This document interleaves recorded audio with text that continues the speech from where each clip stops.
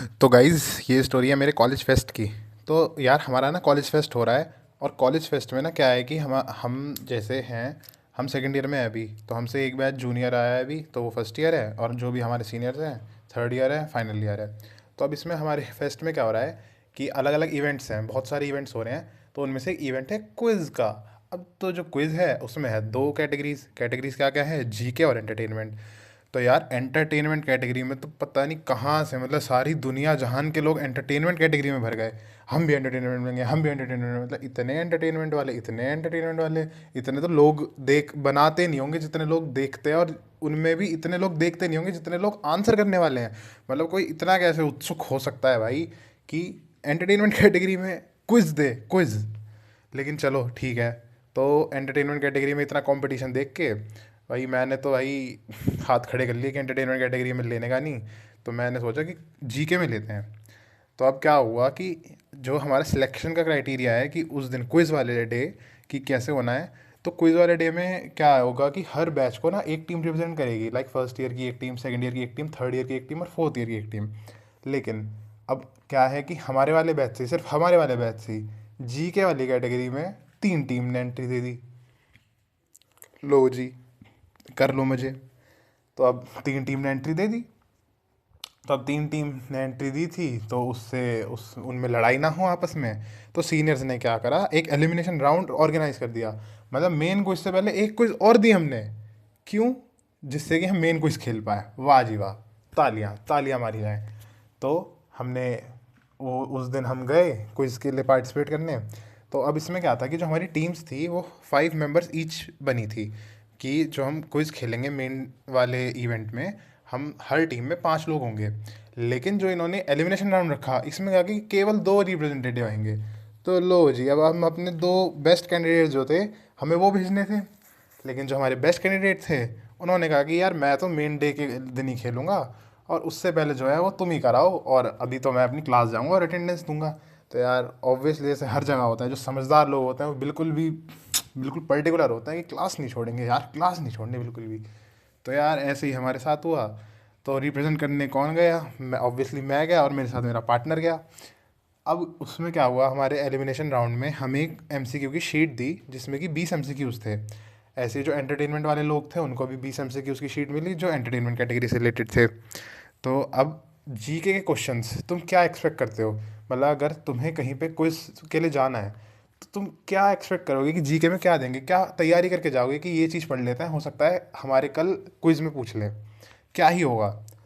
तुम मिनिस्टर पढ़ लोगे, कहीं की कैपिटल पढ़ लोगे, या फिर करंट अफेयर्स में क्या होता है कि ये जो यूएन है इनके चीफ वीफ जो बदलते रहते हैं, इन्होंने क्या, इनके में घपला चलता रहता है, ये सब पढ़ लोगे। इससे ज़्यादा क्या पढ़ लोगे? पता है हमारे इसमें क्या आया क्विज में? हमारे क्विज में लिटरली ये क्वेश्चन आया था, एक तरफ से आलू निकालो, दूसरी तरफ से सोना निकालो, ये किसने कहा था? ये क्वेश्चन था क्विज का। क्विज का क्वेश्चन था ये, लिटरल क्वेश्चन। भाई साहब ये देख के जो हमारी ऐसी ऐसी तैसी हुई। और उसके बाद अब हम भी नॉर्मल तो है नहीं, हम भी दिमाग से तो अब नॉर्मल ही है। तो हमने क्या सोचा, हम मैंने देखते ही बोला था मेरे पार्टनर को, मैंने कहा भाई इसका राहुल गांधी जी है, ऑप्शन नंबर बी। वो कहता है नहीं भाई, इसका ऑप्शन बी नहीं होगा, इसका ना ऑप्शन सी होगा, नरेंद्र मोदी। मैंने कहा भाई तुम थोड़ा होश हो आवास में हो या उतरी नहीं है अब भी? तो कहता है नहीं भाई, तुमने ना पूरी वीडियो नहीं देखी है। अब जो थोड़े शर्लॉक होम्स टाइप के लोग हैं ना जो मेरे जैसे हैं, उन्होंने ना पूरी वीडियो देखी है। मैंने कहा अच्छा। तो कह रहा अगर तुम उसकी पूरी वीडियो सुनोगे ना, तो उसमें राहुल गांधी जी ने कहा है कि एक तरफ से आलू डालो, दूसरी तरफ से सोना निकालो। वो किसने कहा है? वो मोदी जी ने कहा है। तो वो मोदी जी के शब्द कोट कर रहे थे, ना कि वे खुद से बोल रहे थे। मैंने कहा हैं। और भाई उस आदमी में ना, जो मेरा पार्टनर है, उसमें जो कन्विंसिंग पावर है चुम्मेश्वरी है मेरे भाई। ऐसी कन्विंसिंग पावर अगर मुझे मिल जाए, मैं तो भाई किसी को, मतलब गंजे गंजे को कंगा बेचने वाली बात है, उस तक को कन्विंस कर दे आदमी। ऐसी कन्विंसिंग स्किल्स है मेरे भाई पे। तो यार बिल्कुल मैं मान गया, और हम नरेंद्र मोदी करा है उसका आंसर। लो जी, बहुत बढ़िया। एक कर दिया काम, बिल्कुल काम 35 कर दिया मतलब यहीं पे। चलो जी, एक तो गलत हुआ।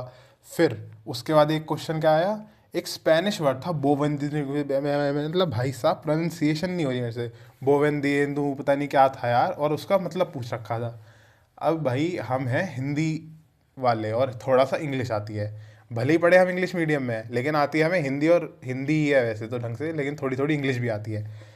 स्पेनिश से दूर दूर तक ना आता नहीं, ना उसका ना मेरा। तो यार उसमें तो पूरा तुक्का भेड़ा, जो कि बिल्कुल ही 110% गलत गया। तो उसमें क्या ही करते। उसके बाद हमारा एक क्वेश्चन था कि जो इंडिया का करेंसी नोट है, उसके पीछे, उसके पीछे नहीं बल्कि उसके टोटल कितनी लैंग्वेजेस में लिखा रहता है। तो यार उसमें क्या था हमारा कि ऑप्शंस क्या थे, 15, 17, 21 एंड 22। तो मैंने कहा कि यार मुझे अब इसका हमें श्योर किसी दोनों में से किसी को भी नहीं था। तो फिर मैंने कहा यार इसका ना मेरे हिसाब से 20 से ज़्यादा तो होगा नहीं, क्योंकि मुझे जितना मुझे लगता है 20 से कम ही होंगी लैंग्वेजेस। तो 15 या 17 में से ट्राई करते हैं। तो वो कहता है नहीं भाई, इंडिया के शेड्यूल में ना 22 लैंग्वेजेस लिखी हुई है, और मैंने ना क्लैट की तैयारी करी है। तो जो भाई ये मेरा पार्टनर था ना, मैं तुम्हें थोड़ा कंटेक्स्ट दे देता हूँ। इन भाई साहब ने अभी जो डिग्री कर रहे हैं हम लोग, उससे पहले क्लैट का एग्ज़ाम दिया था, तो इन्होंने क्लैट की तैयारी करी थी। तो यार इतना कॉन्फिडेंस से भाई ने मुझे कन्विंस कर लिया ना यहाँ अभी। तो कह रहा कि भाई 22 लैंग्वेजेस शेड्यूल में होती है, तो ऐसा तो है नहीं कि सारी लैंग्वेजेस को बराबर इज्जत ना मिले। इंडिया में है तो इज्जत देनी पड़ेगी। मैंने कहा बिल्कुल है भाई, सही कह रहे हो। तो हमने उसका 22 कर दिया, और बधाई हो, वो गलत हो गया। उसका आंसर क्या था, उसका आंसर आप भी गलत है। उसका आंसर 15 नहीं है, उसका आंसर 17 है। क्यों है? क्योंकि नोट के पीछे 15 लिखे रहते हैं, 15 लैंग्वेजेस में उसकी वैल्यू लिखी रहती है, लेकिन आगे की तरफ इंग्लिश और हिंदी में भी लिखा रहता है। तो टोटल 17 लैंग्वेजेस होती है। ऐसा हमें हमारे सीनियर्स ने बताया।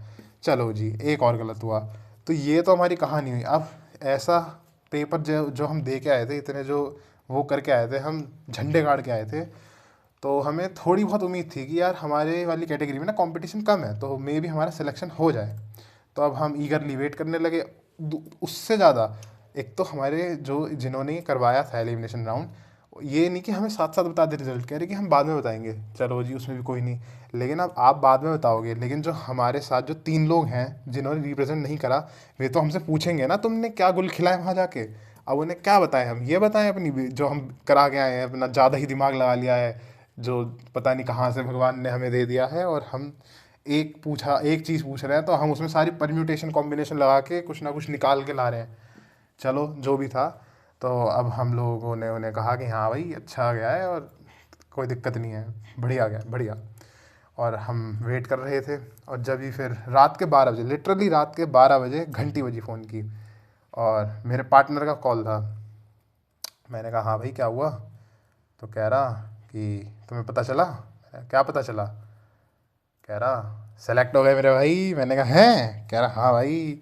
और भाई हम इतना खुश हुए ना सेलेक्ट हो गए, जैसे हमने दुनिया जीत ली हो। हमें ये रियलाइज़ नहीं हो रहा अभी कि अभी हमें मेन वाले दिन भी क्विज़ देनी है। इतने में ही हम इतना खुश हो रहे हैं, अभी मेन वाले क्विज़ रह रही है। तो चलिए, आगे की स्टोरी अब अगली बारी में बताएंगे आपको कि मेन वाले दिन क्या हुआ। जब तक के लिए वेट करिए।